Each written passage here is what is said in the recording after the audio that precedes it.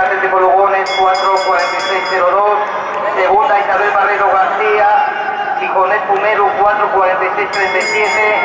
Tercera Ana Junquera Méndez, Gijón Atletismo 4:41:31. Cuarta Noemí Cano López, Cayón Helios 4:48:62.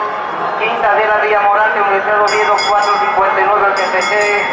Sexta Bárbara Güeyes Acevedo, Gijonet Pumero 5:10:30.